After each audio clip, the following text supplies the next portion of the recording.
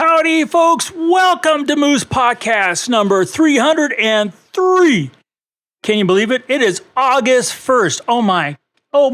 It is August 1st. Oh, good and bad things about August 1st. Well, we made it to August 1st. That's a good thing. Bad thing, oh man, August is a hard month for critters in most places. This includes right here at the ranch. You guys have been really marvelous again this week. Thanks for all your support. I appreciate all of the love notes in regards to our installation of images at the Missoula Terminal in Missoula, Montana. I hope you guys have the chance to stop on by and see them in person. And then, of course, read the stories. But you guys, you're such a support vehicle. I can't thank you guys enough. Also want to thank my good friend at Bedford Camera, bedfords.com. I hear from you folks because of Bedfords as well. They have been cranking out the orders. These guys, they're great. Yes, people, you still get that Moose discount. Just got to remember it's going to come after the purchase. You don't see it right on the checkout cart. But yes, that MOOSE discount still works. And I'm counting on seeing you, some of you folks, this coming week, August 4th, 5th, I think it is, 6th, at Little Rock, the photo expo that Bedford Camera is presenting. I'm going to be there. I'm doing a evening presentation, doing a walk, a shoot with a bunch of folks. Can't wait to see you guys, talk, and shoot with you. So thanks to you. Thanks for Bedford. Appreciate all the support. I've got a number of questions that have come in over the week. I'm going to answer them at the end of the podcast, so you might have to stay tuned. With that, I'm going to get right into this week's topic, the perfect kit. Amy sent me an email. Boy, Amy, that was a long email. Well, one of the questions was, have I found or do I have the perfect kit? And Amy, the part of the question, I guess, that from the rest of what you're saying is the perfect kit. First of all, you ask, what is in the perfect kit? Well, that really is a long-winded answer to describe what's in the perfect kit. But what's really important, is to realize that my idea of the perfect kit might not, and probably shouldn't be the kit for you or the next photographer. We all have, all these different ways in which we want to tell this visual story, as well as different subjects we want to point our lenses at different places, different times. I had another question from Ralph, who read the post I put up this last week, had my packing list. And his question was kind of in the same vein as Amy's. And he said, you have, to paraphrase, you have 3 different packing lists. One for critters, wildlife, one for aviation, and one for a landscape. Why? Why do I have different kits? Comes back kind of to Amy's question about the perfect kit. So I'm going to bounce around here, so bear with me. So the packing list. When I go out shooting, for example, landscapes or aviation, it's really, really rare when I'm going just for that subject matter, I'm going to have the 800-5.6. I'm just not. And sometimes I might not have the 180-400, but now I probably have the 400-4.5 with me with a teleconverter. Why do I have all of those items listed if I'm not going to take them to either wildlife or to aviation or to landscape? In part, it is to force myself to actually think through. And that's part that, I understand if you don't out there shooting a lot and you don't have that huge vault of experience shooting different projects, But if I force myself to think about, I'm going to go photograph this particular subject. For example, about a year ago, we did a back-to-back, week-to-week, 2-week total Maine lighthouse adventure. It was, we had a great time. We had some killer food, and there's so many great lighthouses. We were based out of Portland, Maine. And these lighthouses are all different. And some of those lighthouses need longer lenses, like 7200. Some of them need wider, like 1424. But none of them needed 180-400. Now, how did I know that before I went across the country to do it? I did some homework and some research. I looked at maps. I looked at physical distances from where I think I might be standing to where the lighthouse is, to where the background is behind it. I looked at sun and moon charts. I forced myself to think some of that through before I even go out the door. And in that process, that packing list reminds me that I don't want to carry a bunch of stuff with me that I'm not going to use. For one, I don't want to beat myself up, going through airports and what have you. And two, don't want to take the chance that if, it's not happened, but there's always the first time I get robbed or stuff gets stolen, I don't want that stuff to disappear. So I have that packing list so that when I go out to do a particular project, I have the perfect kit for that project. Now, I know, Amy, you wanted to know the perfect kit as in, I want to buy this gear and be done with it, kind of, is what I got the sense from your email. It's really long, but that's the sense I got from it. And to that end, you're kind of not asking what is the perfect kit, but what's the perfect kit for eternity? As in, I go to the store, buy everything once, and it's a done deal. And if the last couple of years have taught me anything, is that there is no such thing, because I have no DSLR gear now at all, period, in the locker. It's all gone. I have DSLR stuff in my collection, in a glass cabinet, out of the dust. But when it comes to locker and the gear that go with me, there is now no DSLR. It is all mirrorless.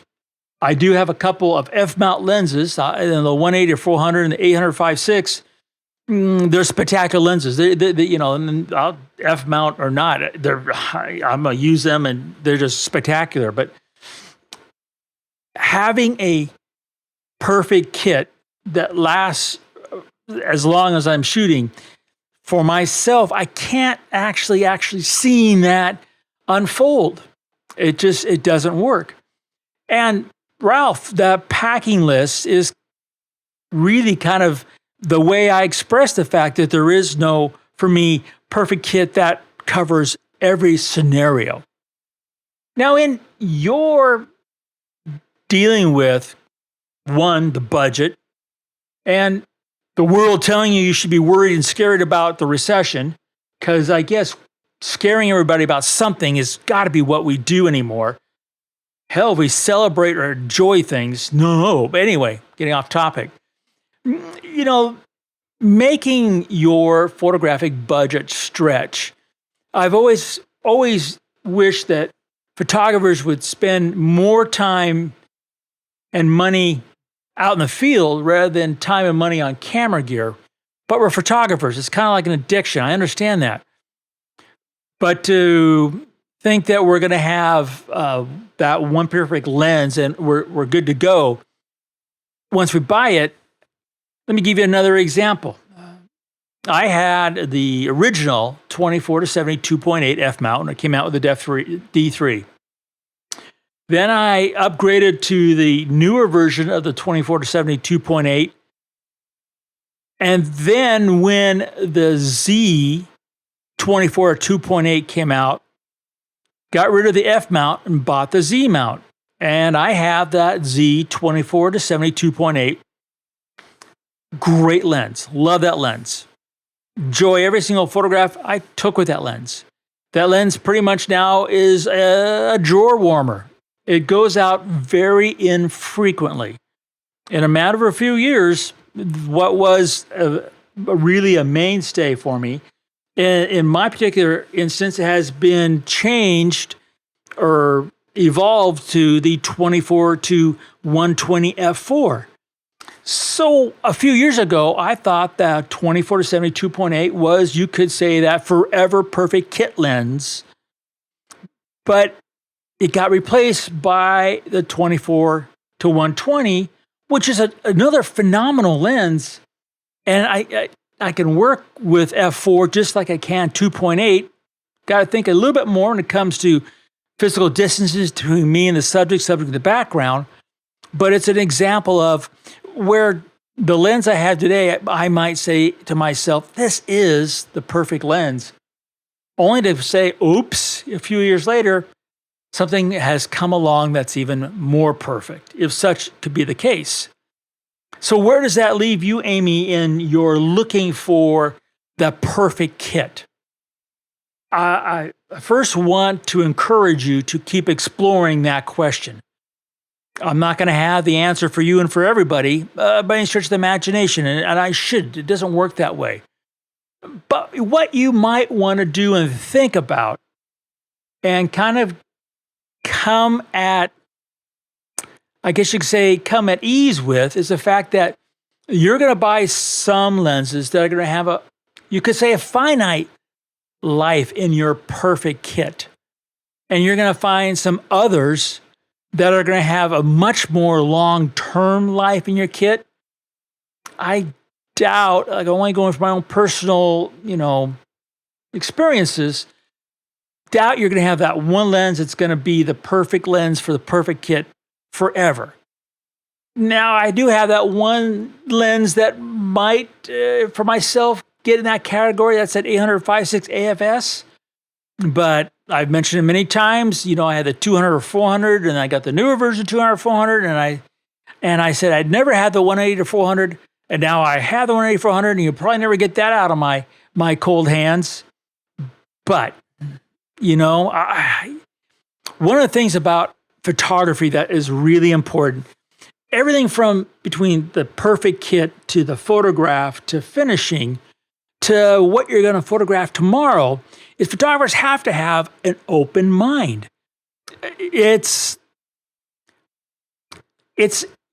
People are asking too much themselves, in that they think that whatever works today is going to solve their communication problems tomorrow.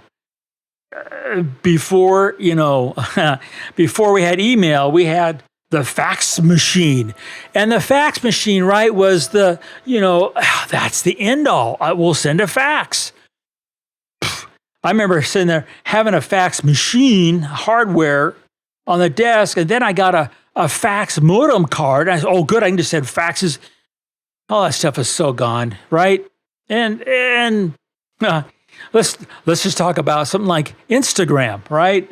Boy, I got a lot of response to my little podcast about it going to video, right? But there's a great example. We thought for so long that Instagram was going to be, the great marketing tool, the branding tool, the way to find business. And guess what? Zuck, what's that one clickbait thing that somebody said this week? Zuck said Instagram going to suck more next year or something like that, because they're going to go and put 30% AI video content in our stream for people we don't even know. I mean, so the perfect kit, it sounds so like idyllic that we could find the perfect kit and we could set it on the perfect kit and boom, we're done.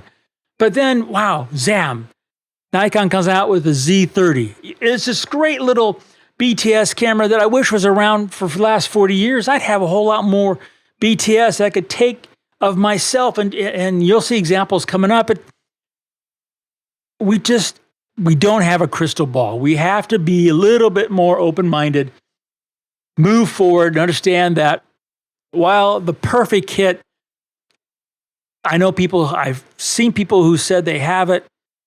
Man, if you go back a little bit in their stream, or you advance the clock a few months, you're going to find that just like me and like you, it changes. And that's okay. We change. The way we want to take pictures changes. The way we want to tell our visual stories changes. So naturally, our kit is going to change. The gear is going to evolve. So it's okay. It works. I know that financially, it's sometimes hard to swallow. Just remember to love what you've got. It'll get you a long way down the road. Now, I want to handle a bunch of questions. They all kind of evolve around the Z400-45. Got that lens, been shooting with it, hardcore for the last week. Love that lens. It's like I've said before, and I'll say it again. It's like take me back home week with that lens. The focal length, the f-stop, the small, light package, easy to handhold, walk with everywhere. I just love this lens. Love this lens. So first, I've got 3 questions based on the 400-45 from the last week. I put these tick marks next to it for every time I got an email or a question about it. So the first one, I got the greatest number, and that was 41. And that is the 400-45 really that good? Or is it great? Is it legendary? That's basically 41 people that wanted to know that. I'm not the one to say it's legendary. I can tell you that as far as I am concerned, the image quality coming from the 400-45 is as good, exactly the same as the 180-400 at 400 millimeters at f4. Side by side, no one is going to know which lens took the picture. So I've already put myself out there when it comes to the 180-400 saying that's legendary. And I think its results are just spectacular. The 400-45, the Z lens is spectacular. I absolutely love the lens. So is it that good? Hell yeah. Is it that great? Definitely. Is it legendary? Maybe by association. Hasn't been around long enough, but it's really got good chances. Next question, most asked this week with a number of 36. The Z400-45 versus the 500 PF. Which one's better, Moose?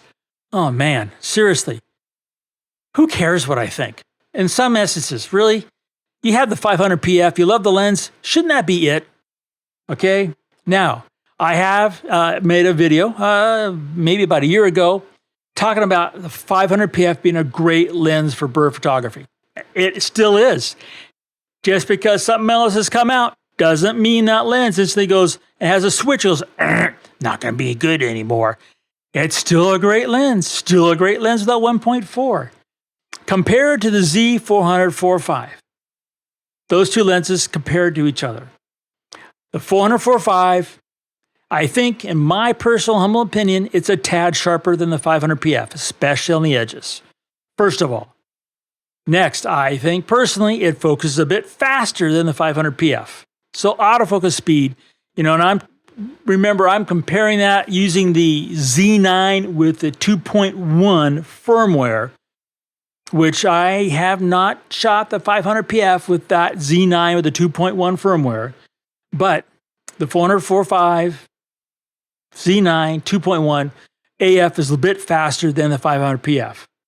Now, when it comes to putting the 400 on the 1.4 compared to the 500 with the 1.4, definitely the 400, Z100, 400, 4.5 with the Z 1.4 is definitely sharper than the 500 PF with the 1.4.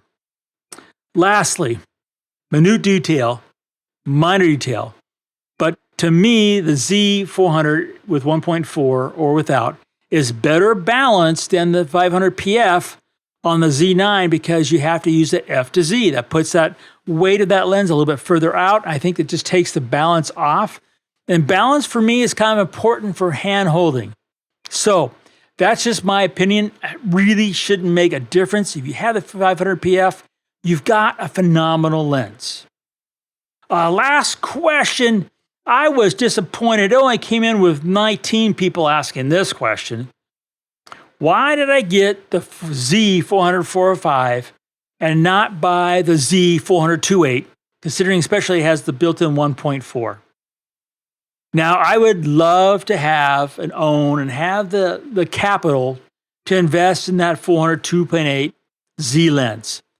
It is a gorgeous, gorgeous lens. I've seen spectacular images from it. My colleagues who own it and shoot it just rave about it. It's not what I was looking for. I wanted very small, very light, very easy to walk around 400 millimeter lens. If I wanted just a beautifully big old sharp 400 millimeter lens, I got the 180-400 like I mentioned. It's not what I was looking for. I wanted that small, compact. It is so small. It's so compact. It's so light. Focuses so fast. So just that aspect of that small, compact little package, that's what I was looking for. I wasn't looking for or in the need of a real narrow depth of focus lens at 400 millimeter. Just looking for that really small package. And that was it. That's all. If I need that 400-2.8 and at some point I can imagine I'm going to have a project that's going to be required, I won't hesitate to grab it. But right now, I wanted that small knockaround 400 millimeter, and that's what the Z400-45 delivers. I hope those answers all those questions. I appreciate it, guys. Said I'd tell you my answers this week. There you go. So, the perfect kit keeps on evolving. Keep that in mind when you go out shooting this week, and make every click your story.